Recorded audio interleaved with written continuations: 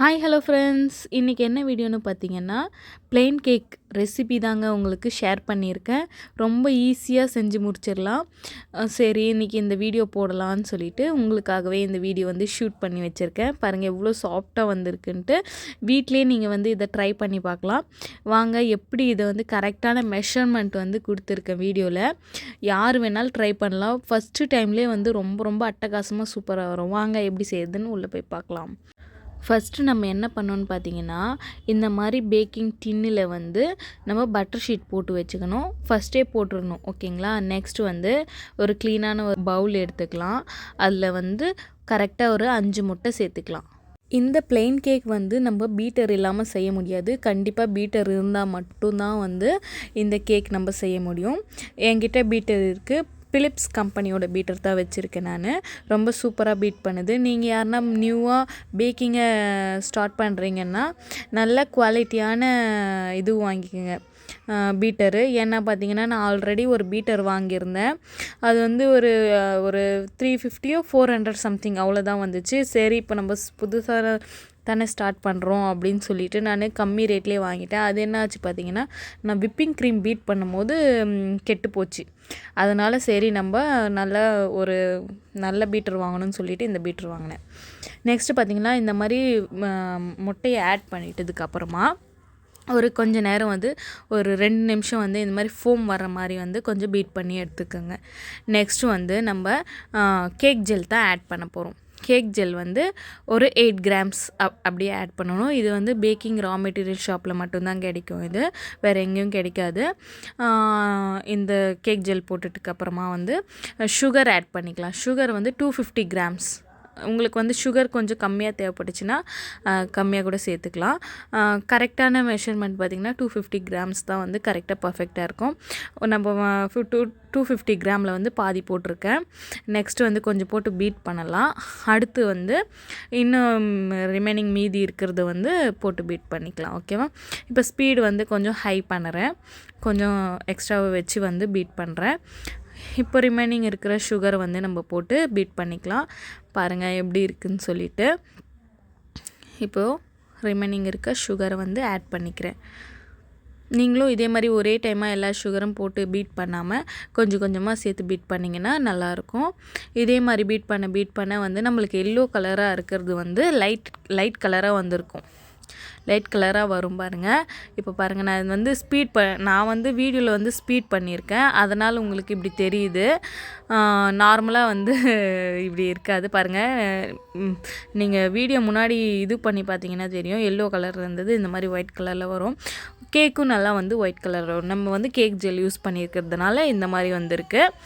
அப்புறம் எல்லாருக்கும் உங்களுக்கு ஒரு ரெக்வெஸ்ட் என்னென்னு பார்த்தீங்கன்னா, என்னோடய வீடியோ பிடிச்சிருந்தா மறக்காமல் வந்து லைக் பண்ணிவிடுங்க, சப்ஸ்கிரைப் பண்ணிவிடுங்க. இந்த வீடியோ எப்படி இருந்துச்சுன்னு கமெண்ட் பண்ணுங்கள். உங்களுக்கு இந்த வீடியோ யூஸ்ஃபுல்லாக இருந்துச்சுன்னான்னு சொல்லுங்கள். இப்போ வந்து நம்ம மைதா ஆட் பண்ணிக்கலாம். மைதா வந்து 230 கிராம்ஸ் 230 கிராம் வந்து ஆட் பண்ணிக்கலாம். இது நான் வந்து ஜலிச்சு வச்சுருக்கேன். ஜலிச்சு தான் வந்து சேர்க்கணும். அதனால் ஜலிச்சு வந்து சேர்த்துக்குங்க கரெக்டாக. சேர்த்துட்டு பீட் பண்ணுங்கள். மைதா ஆட் பண்ணிட்டதுக்கப்புறம் வந்து நம்ம வந்து பீட்டர் வந்து சேர்க்கக்கூடாதுன்னு நிறைய பேர் சொல்லியிருப்பாங்க. நம்ம வந்து கேக் ஜெல் ஆட் பண்ணியிருக்கிறதுனால வந்து நம்ம கண்டிப்பாக வந்து பீட் பண்ணி தான் ஆகணும். மைதா ஆட் பண்ணிட்டதுக்கப்புறம் வந்து நல்லா பீட் பண்ணணும்.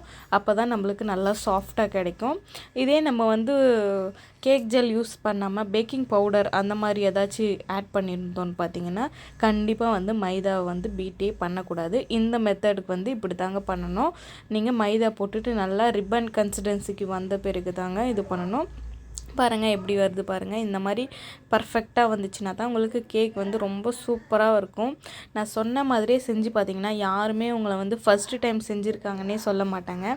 இந்த வீடியோ பார்க்குற யாராச்சும் உங்கள்கிட்ட பீட்டர் இருந்தால் இந்த மாதிரி செஞ்சுட்டு எனக்கு கமெண்டில் சொல்லுங்கள் எப்படி வந்துச்சுன்னு சொல்லிவிட்டு. அதுக்கப்புறம் வந்து நம்ம ஆயில் ஆட் பண்ணிக்கணும். என்ன ஆயில் பார்த்தீங்கன்னா, நான் வந்து சன்ஃப்ளவர் ஆயில் தான் யூஸ் பண்ணியிருக்கேன். 100 கிராம் ஆயில் வந்து என்ன ஆட் பண்ண போகிறேன்னு பார்த்தீங்கன்னா, அதே ஆயிலில் வந்து நம்ம வெண்ணிலா எசன்ஸ் ஒரு 5 ml ஆட் பண்ணிக்கலாம். நெக்ஸ்ட் வந்து மில்க் எசன்ஸ் வந்து பாருங்கள் ஒரு 3 ml அப்படி ஆட் பண்ணிக்கலாம். அப்போ தான் அந்த ஸ்மெல்லு ரொம்ப சூப்பராக இருக்கும் சாப்பிடும்போது. நெக்ஸ்ட் வந்து பைனாப்பிள் எசன்ஸ் வந்து இருக்கிறதுலே வந்து ஸ்ட்ராங்கான எசன்ஸ் வந்து பைனாப்பிள் எசன்ஸ். ப்ளெயின் கேக்குக்கு வந்து மெயினாக அதுதாங்க யூஸ் பண்ணுவாங்க. அதனால் பைனாப்பிள் எசன்ஸ் யூஸ் பண்ணிக்கலாம். அதே மாதிரி வந்து நீங்கள் வந்து எல்லா எண்ணெயும் யூஸ் பண்ண முடியாது கேக்குக்கு. நீங்கள் வந்து சன்ஃப்ளவர் ஆயில் யூஸ் பண்ணலாம். அதுக்கப்புறம் ஃபார்ம் ஆயில் கூட யூஸ் பண்ணலாம். அது மாதிரி வந்து இந்த கிரவுண்ட்நட் ஆயில் வந்து யூஸ் பண்ண முடியாது. கோகோனட் ஆயில் எல்லாம் யூஸ் பண்ண முடியாது. அது ஸ்மெல் தான் வந்து ஜாஸ்தியாக வரும். அதனால் நான் எப்போவுமே வந்து சன்ஃப்ளவர் ஆயில் மட்டும்தான் சேர்க்குவேன். ஓகேங்களா. இந்த கோகோனட் ஆயில் எல்லாம் சேர்க்கக்கூடாது. இதே மாதிரி தான் வந்து ஆயிலை வந்து 2 டைம் வந்து நம்ம ஆட் பண்ணிக்கலாம். இப்போ வந்து ஸ்லோவாக வந்து மிக்ஸ் பண்ணிக்கலாம். இதுக்கு மேலே வந்து பீட்டர் வந்து நம்ம யூஸே பண்ணக்கூடாது. இது மாதிரி ஸ்பேட்சுலா வச்சு வந்து தான் கட் அண்ட் ஃபோல்டு மெத்தடில் வந்து நம்ம வந்து மிக்ஸ் பண்ணி எடுத்துக்கணும். நல்லா ஸ்லோவாக ஜென்டிலாக வந்து மிக்ஸ் பண்ணி எடுத்துக்கலாம். இப்போ மீதி இருக்க ஆயில் அப்புறம் எசன்ஸை வந்து இது மாதிரி போட்டு நல்லா ஜென்டிலாக மிக்ஸ் பண்ணி எடுத்து வச்சுக்கலாம். நம்ம ஆயில் ஆட் பண்ணிட்டதுக்கு அப்புறமா வந்து ஓவர் மிக்ஸ் பண்ணவே கூடாது. ஏன்னு பார்த்திங்கன்னா ஓவர் மிக்ஸ் பண்ணோன்னு பார்த்தா பேட்டர் வந்து ரொம்ப வந்து இதுவாகிடும். கேக் வந்து ரொம்ப ஹார்டாக வந்துடும், சாஃப்டாக வராது. அதனால் வந்து நம்ம ஆயில் ஊற்றிட்டதுக்கப்புறம் ரொம்ப நேரம் ஓவர் மிக்ஸே பண்ணவே கூடாது. ஆயில் ஆட் பண்ணிவிட்டு ஓவர் மிக்ஸ் பண்ணாமல் கரெக்டாக வந்து மிக்ஸ் பண்ணி எடுத்து வச்சுக்கலாம். நெக்ஸ்ட் வந்து நம்ம ஆல்ரெடி கேக் ட்ரேயில் வந்து பட்டர் ஷீட் போட்டு வச்சுருந்தோன்னு பார்த்தீங்களா, அதில் வந்து நம்ம வந்து மிக்ஸ் பண்ணி வச்சுருக்க பேட்டரை வந்து ஊற்றிக்கலாம். நீங்கள் வந்து இந்த ப்ராசஸ் எல்லாம் பண்ணுறதுக்கு முன்னாடியே வந்து ஓடிஜியை வந்து ப்ரீ ஹீட் பண்ணணும். 180 டிகிரியில் 10 மினிட்ஸ் வந்து ப்ரீ ஹீட் பண்ணணும். அதே மாதிரி வந்து பேக் பண்ணுற டைம் வந்து 180 டிகிரியில் 25 மினிட்ஸ். என்னோடய ஓடிஜிக்கு வந்து 25 மினிட்ஸ் வந்து போதுமானதாக இருக்குது. ஒரு ஓடிஜி பொறுத்து அவங்கவுங்க வந்து டைம் அட்ஜஸ்ட் பண்ணி வைக்கணும். மோஸ்ட்லி வந்து 30 மினிட்ஸ் வந்து தேவைப்படும். 30 to 35 மினிட்ஸ். என்னோடய ஓடிஜிக்கு வந்து 25 மினிட்ஸே போதுமானதாக இருக்குது.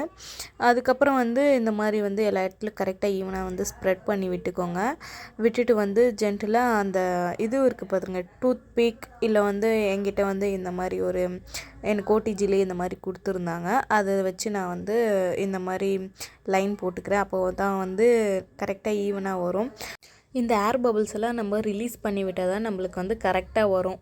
அப்படி இல்லைன்னா வந்து ஒரு பக்கம் வந்து மேடுமா ஒரு பக்கம் பள்ளமாக அந்த மாதிரி வரும். எல்லா ஏர் பபிள்ஸும் வந்து நம்ம கிளியராக வந்து இந்த மாதிரி பண்ணும்போது கரெக்டாக ஈவனான பர்ஃபெக்ட் ஷேப்பில் வந்து நம்மளுக்கு வந்து கேக் கிடைக்கும். அதனால் வந்து இந்த மாதிரி வந்து பண்ணிக்கோங்க.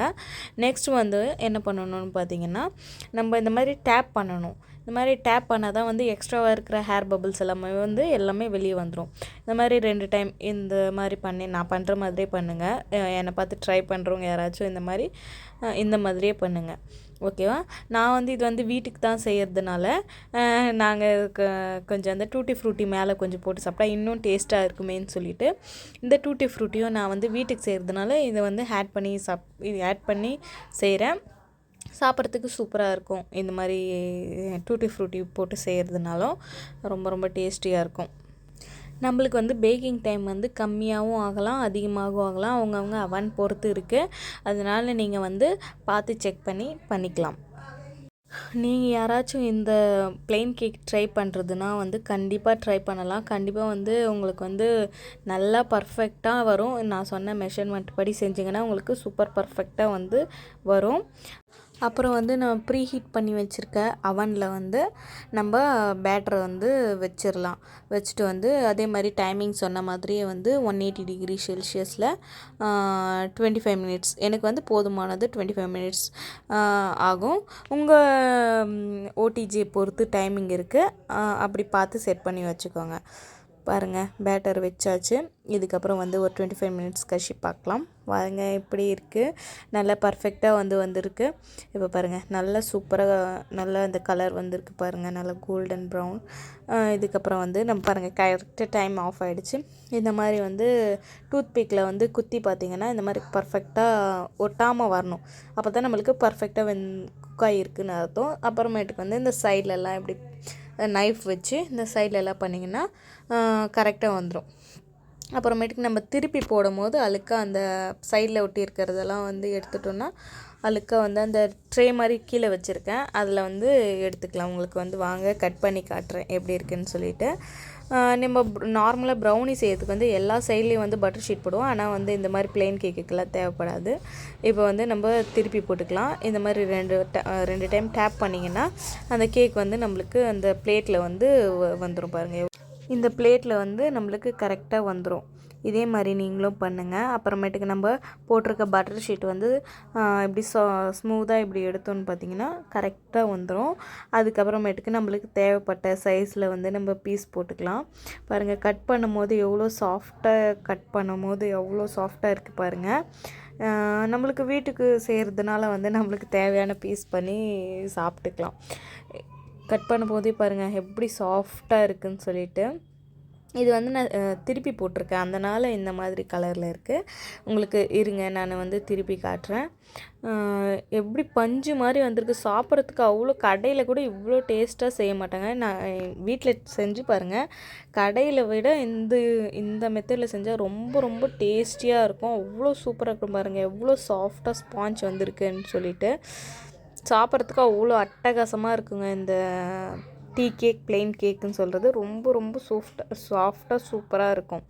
கண்டிப்பாக நீங்களும் வீட்டில் ட்ரை பண்ணி பாருங்கள். ட்ரை பண்ணிவிட்டு எனக்கு எப்படி இருந்ததுன்னு மறக்காமல் கமெண்ட் பாக்ஸில் கமெண்ட் பண்ணுங்கள்.